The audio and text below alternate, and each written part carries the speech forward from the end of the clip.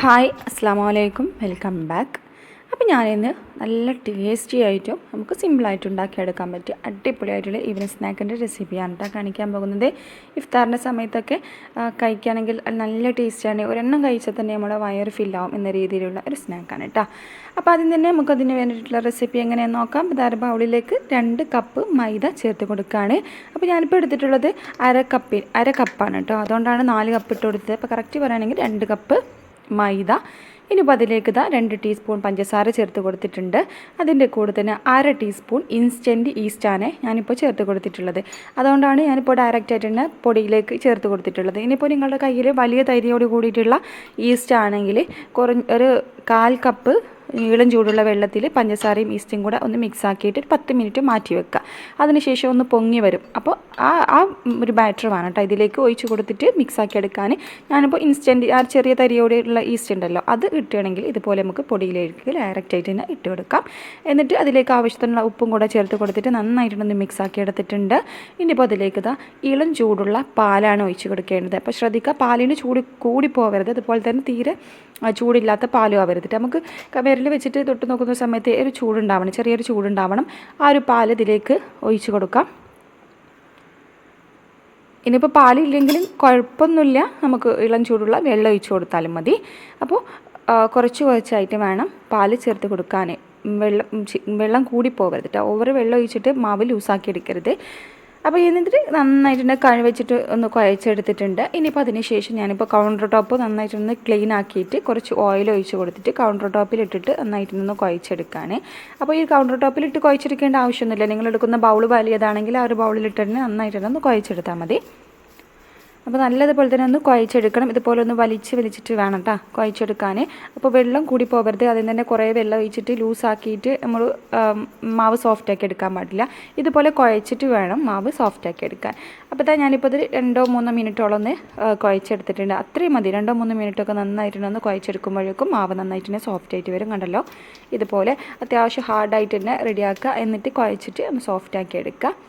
ഇനി നമുക്കിത് 2 മണിക്കൂറൊന്ന് പൊങ്ങാനായിട്ട് മാറ്റി വെക്കണം. ഏകദേശം 2 മണിക്കൂർ കൊണ്ട് മാവ് നന്നായിട്ട് പൊങ്ങി വരും. അപ്പോൾ ഒരു പാത്രത്തിലേക്ക് കുറച്ച് ഓയിലൊന്ന് അപ്ലൈ ആക്കിയിട്ട് ആ ഒരു മാവിൻ്റെ എല്ലാ ഭാഗത്തൊന്ന് ഓയിലൊന്ന് ആക്കി കൊടുക്കുക. ഒന്ന് ഡ്രൈ ആയിട്ട് പോവാതിരിക്കാൻ വേണ്ടിയിട്ടാണ് ഓയിൽ ഒഴിച്ച് കൊടുക്കുന്നത്. ഇനി നമുക്കിതൊന്ന് അടച്ച് വെച്ച് കൊടുക്കാം. ഇനിയിപ്പോൾ ഇതിൻ്റെ ലിഡില്ലെങ്കിലും നനഞ്ഞ ക്ലോത്ത് കൊണ്ടൊക്കെ ഒന്ന് അടച്ച് വെച്ച് കൊടുത്താലും മതി. അപ്പോൾ അതൊരു 2 മണിക്കൂർ അവിടെ പൊങ്ങാനായിട്ട് മാറ്റി വെച്ചിട്ടുണ്ട്. ആ ഒരു സമയം കൊണ്ട് നമുക്കതിലേക്ക് വേണ്ടിയിട്ടുള്ള ഫില്ലിങ് റെഡിയാക്കി എടുക്കാം. അപ്പോൾ അതിന് വേണ്ടിയിട്ട് കുറച്ച് ചിക്കൻ ഒന്ന് ഫ്രൈ ആക്കി എടുക്കാനുണ്ട്. അപ്പോൾ എല്ലില്ലാത്ത ചിക്കൻ എടുത്തിട്ട് അതിലേക്ക് ചിക്കൻ നന്നായിട്ട് കഴുകി ക്ലീൻ ചെയ്തതിൻ്റെ വെള്ളമൊക്കെ ഒന്ന് വാർത്ത് കഴിഞ്ഞതിന് ശേഷം മഞ്ഞൾപ്പൊടി, മുളക് പൊടി, ഉപ്പ്, 1 ടീസ്പൂണോളം സുറുക്കയും കൂടെ ഒഴിച്ച് കൊടുത്തിട്ട് നല്ലതുപോലെ തന്നെ ഒന്ന് മിക്സ് ആക്കി എടുക്കാം. അപ്പോൾ ചെറിയൊരു മാരിനേഷൻ മാത്രം കൊടുത്താൽ മതി. ഇനി നമുക്കിതൊന്ന് ഫ്രൈ ആക്കി എടുക്കാം. അപ്പോൾ പാൻ നന്നായിട്ട് തന്നെ ചൂടായി വന്നിട്ടുണ്ട്. ഇതിലേക്ക് വെളിച്ചെണ്ണയാണ് കേട്ടോ ഒഴിച്ച് കൊടുക്കുന്നത്. ഇപ്പോൾ വെളിച്ചെണ്ണയാകുമ്പോൾ നല്ലൊരു ടേസ്റ്റാണ്. ഇനി ഇതിലേക്ക് നമുക്ക് കുഴച്ച് വെച്ചിട്ടുള്ള ചിക്കനും കൂടെ ചേർത്ത് കൊടുത്തിട്ട് ഒന്ന് തിരിച്ചു മറിച്ചിട്ട് കൊടുത്തിട്ട് ഒന്ന് ഫ്രൈ ആക്കി വെക്കാം. അപ്പോൾ അതൊക്കെ എല്ലാവർക്കും അറിയുന്ന തന്നെ ആയിരിക്കും. അപ്പോൾ ചിക്കൻ അവിടെ വേവട്ടെ. ആ ഒരു സമയം കൊണ്ട് നമുക്കത് കുറച്ച് വെജീസൊക്കെ ഒന്ന് വാട്ടിയെടുക്കാനുണ്ട്. അപ്പോൾ പാൻ വെച്ച് കൊടുത്തിട്ടുണ്ട്. അതിലേക്ക് 1 ടേബിൾ സ്പൂണോളം വെളിച്ചെണ്ണ തന്നെയാണ് ഒഴിച്ച് കൊടുത്തിട്ടുള്ളത്. ഇനിയിപ്പോൾ വെളിച്ചെണ്ണ ഒന്ന് ചൂടായി വരുന്ന സമയത്ത് അതിലേക്ക് 1/4 ടീസ്പൂൺ ഇഞ്ചി പേസ്റ്റും 1/4 ടീസ്പൂൺ വെളുത്തുള്ളി പേസ്റ്റും കൂടെ ചേർത്ത് കൊടുത്തിട്ട് എണ്ണയിലൊന്ന് മൂപ്പിച്ചെടുക്കാം. അതിനുശേഷം ഇതിലേക്ക് ഉള്ളി കട്ടാക്കിയതാണ്. ഞാനിപ്പോൾ വലിയ സൈസുള്ള ഒരു ഉള്ളിയാണ് എടുത്തിട്ടുള്ളത്. അതും കൂടെ അതിലേക്ക് ചേർത്ത് കൊടുത്തിട്ട് മിക്സ് ആക്കി എടുക്കാം. ഇനിയിപ്പോൾ നമുക്കതിലേക്ക് കുറച്ച് ഉപ്പ്, ഒരു 1/4 ടീസ്പൂണോളം ഉപ്പ് ചേർത്ത് കൊടുക്കാം. ഉപ്പ് നോക്കിയിട്ട് ചേർത്ത് കൊടുത്താൽ മതി. ഇനി നല്ലതുപോലെ തന്നെ ഒന്ന് മിക്സ് ആക്കി എടുക്കാം. ഇനി ഇതിലേക്ക് ഒരു വലിയ പീസ് ക്യാരറ്റ് കട്ടാക്കിയതാണ്, അതും കൂടെ ചേർത്ത് കൊടുക്കുന്നുണ്ട്.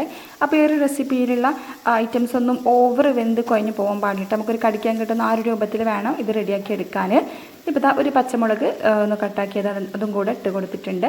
ഇനി നമുക്കത് 1 മിനിറ്റ് ഒന്ന് അടച്ച് വെച്ച് കൊടുക്കാം. കൂടുതലൊന്നും വൈൻഡ് സോഫ്റ്റ് ആക്കി എടുക്കേണ്ട. ജസ്റ്റ് ഒന്ന് ആ ക്യാരറ്റൊക്കെ ഒന്ന് കഴിക്കാൻ പറ്റുന്ന ആ ഒരു രൂപത്തിലൊന്ന് സോഫ്റ്റായിട്ട് വന്നാൽ മതി. 1 മിനിറ്റ് ഒന്ന് അടച്ച് വെച്ച് കൊടുത്തിട്ടുണ്ട്. ഇനി നമുക്കതിലേക്ക് ക്യാപ്സിക്കാണ് ചേർത്ത് കൊടുക്കേണ്ടത്. വലിയൊരു ക്യാപ്സിക്കത്തിൻ്റെ പകുതി കട്ടാക്കിയതും കൂടെ ഇട്ട് കൊടുത്തിട്ടുണ്ട്. ഇനി അതും കൂടെ മിക്സാക്കി കഴിഞ്ഞിട്ട് അതിലേക്ക് 1 ടീസ്പൂൺ കുരുമുളക് പൊടി, 1/4 ടീസ്പൂൺ ഗരം മസാല, ഇനി 1 ടേബിൾ സ്പൂണോളം സോയാ സോസും കൂടെ ഒഴിച്ച് കൊടുക്കാം. ഇനി അതിൻ്റെ കൂടെ തന്നെ 2 ടീസ്പൂൺ റെഡ് ചില്ലി സോസാണ് കേട്ടോ ഞാനിപ്പോൾ ഒഴിച്ച് കൊടുക്കുന്നത്. അതിന് പകരം ടൊമാറ്റോ സോസ് വേണമെങ്കിലും നമുക്ക് ഒഴിച്ച് കൊടുക്കാം. ഇനി മൊത്തമായിട്ടൊന്ന് മിക്സാക്കി എടുക്കുന്നുണ്ട്. ഇനി നമുക്കിതിലേക്ക് ഫ്രൈ ആക്കി മാറ്റി വെച്ചിട്ടുള്ള ചിക്കനും കൂടെ ചേർത്ത് കൊടുക്കാം. അപ്പോൾ ചിക്കന് ചെറിയ പീസാക്കിയിട്ട് വേണം കേട്ടോ കട്ടാക്കി ചേർത്ത് കൊടുക്കാൻ. ഇനി വലിയ പീസാക്കിയിട്ടാണ് ഫ്രൈ ആക്കിയതെന്നുണ്ടെങ്കിൽ ചെറിയ പീസാക്കിയിട്ട് നമുക്ക് കത്തി വെച്ചിട്ട് കട്ടാക്കിയിട്ട് വേണം ചേർത്ത് കൊടുക്കാൻ. ഞാനിപ്പോൾ ആദ്യം തന്നെ ചെറിയ പീസാക്കിയിട്ടാണ് ഫ്രൈ ആക്കിയിട്ടുള്ളത്, അതുകൊണ്ടാണ് ഡയറക്റ്റായിട്ട് ഇതിലേക്ക് ചേർത്ത് കൊടുത്തത്. അപ്പോൾ അതാ നന്നായിട്ട് തന്നെ മിക്സാക്കി കഴിഞ്ഞാൽ നമ്മുടെ മസാല ഇവിടെ റെഡി ആയിട്ടുണ്ട് കേട്ടോ. അടിപൊളി ടേസ്റ്റുമാണ്, അടിപൊളി സ്മെല്ലുമാണ് കേട്ടോ. നമ്മൾ സാധാരണ ചിക്കനൊക്കെ ഉണ്ടാക്കില്ല ആ ഒരു രീതിയിലാണ് ഇതിൻ്റെ മസാല. അപ്പോൾ അത് ഏകദേശം 2 മണിക്കൂർ ആയിട്ടുണ്ട് കേട്ടോ. അപ്പോഴൊക്കെ നമ്മളെ മാവുണ്ടല്ലോ നന്നായിട്ട് തന്നെ പൊങ്ങി വന്നിട്ടുണ്ട്. ഡബിൾ സൈസിനേക്കാളും കൂടുതൽ ആയിട്ട് വന്നിട്ടുണ്ട് കേട്ടോ. അപ്പോൾ കാണുമ്പോൾ തന്നെ മനസ്സിലാവുന്നുണ്ടാവും. ആദ്യം നമ്മൾ കുഴച്ച് വെച്ചിട്ടുള്ള ആ ഒരു പിക്ചറും ഇപ്പോഴത്തെ പിക്ചറും കാണുമ്പോൾ തന്നെ അതിൻ്റെ ഡിഫറൻസ് മനസ്സിലാവും എത്രത്തോളം പൊങ്ങി വന്നിട്ടുണ്ടെന്നുള്ളത്. അപ്പോൾ 2 മണിക്കൂർ മാക്സിമം വെച്ച് കൊടുത്താൽ മതി. അപ്പോഴേക്കും നന്നായിട്ട് തന്നെ പൊങ്ങി വരും. ഇനി നമുക്കിത് ജസ്റ്റ് ഒന്ന് കുഴച്ചെടുക്കാം. ഓവർ കുഴച്ചെടുക്കാൻ പാടില്ല, ജസ്റ്റ് ഒന്ന് കുഴച്ചെടുക്കാം. അപ്പോൾ ഞാനിപ്പോൾ കൗണ്ടർ ടോപ്പിലേക്ക് മാറ്റിയിട്ട് ജസ്റ്റ് ഒന്ന് കുഴച്ചെടുക്കുകയാണ്. ഓവറൊന്ന് ജസ്റ്റ് ഒന്ന് ഷേപ്പാക്കി എടുത്താൽ മതിട്ട്, ഓവർ കുഴച്ചെടുക്കാൻ പാടില്ല. ഇനി നമുക്കിതിൽ നിന്നും ചെറിയ ചെറിയ ബോൾസാക്കി എടുക്കാം. നമ്മൾ സാധാരണ ചപ്പാത്തിയൊക്കെ റെഡിയാക്കി എടുക്കില്ല ആ ഒരു രീതിയിൽ, ചപ്പാത്തിയേക്കാൾ കുറച്ചുകൂടെ വലുപ്പത്തിലുള്ള ബോൾസാക്കിയിട്ട് എടുക്കാം. എന്നിട്ട് കൈ വെച്ചിട്ട് ഇതുപോലെ ഒന്ന് പരത്തിയെടുക്കാം. അപ്പോൾ നമുക്ക് സിമ്പിളായിട്ട് തന്നെ ചെയ്തെടുക്കാൻ പറ്റും. നല്ല സോഫ്റ്റ് ആയിട്ടുള്ള മാവാണ്, അപ്പോൾ നമുക്ക് സിമ്പിളായിട്ട് തന്നെ ചെയ്തെടുക്കാൻ പറ്റും. വലിച്ചിട്ട് ഒന്ന് കൊടുക്കുകയാണെങ്കിൽ നമുക്കിത് കറക്റ്റായി തന്നെ ചെയ്തെടുക്കാൻ കണ്ടല്ലോ. ഇതുപോലെ ഒന്ന് വലിച്ചെടുത്താൽ മതി. ഇനി ഇതിൻ്റെ സെൻറ്ററിലോട്ടായിട്ട് നമുക്ക് റെഡിയാക്കി വെച്ചിട്ടുള്ള മസാല വെച്ച് കൊടുക്കാം. അപ്പോൾ മസാല അത്യാവശ്യം കൂടുതൽ തന്നെ വെച്ച് കൊടുത്തു. 2 ടീസ്പൂണോളം നിറയെ തന്നെ വെച്ച് കൊടുത്തിട്ടുണ്ട്. എന്നിട്ട് ആ മസാല ഒന്ന് പ്രസ്സാക്കി കഴിഞ്ഞാൽ അവിടെ കറക്റ്റായിട്ട് തന്നെ നിന്നോളും. എന്നിട്ട് ഇതിൻ്റെ എല്ലാ ഭാഗത്തു നിന്നും ആ ഒരു മാവ് സെൻറ്ററിലോട്ടായിട്ട് ഒന്ന് പിടിക്കുക. അപ്പോൾ വീഡിയോയിൽ കറക്റ്റായിട്ട് തന്നെ ശ്രദ്ധിക്കുക കണ്ടല്ലോ. ഇതുപോലെ ഒന്ന് പ്രസ്സാക്കി കൊടുത്താൽ അവിടെ ഒട്ടി നിന്നോളൂ കേട്ടോ. എന്നിട്ട് നമുക്ക് അത് അവിടെ വെച്ച് തന്നെ ഒന്ന് പ്രസ്സാക്കിയിട്ട് ഒന്ന് പ്രസ് ചെയ്ത് കൊടുത്താൽ കണ്ടല്ലോ ഇതുപോലെ ആ ഒരു ബോൾസിൻ്റെ കറക്റ്റ് ഷേപ്പിൽ തന്നെ നമുക്ക് ആക്കിയെടുക്കാം. 2 കൈ വെച്ചിട്ടൊന്ന് ഷേപ്പാക്കിയെടുക്കാം.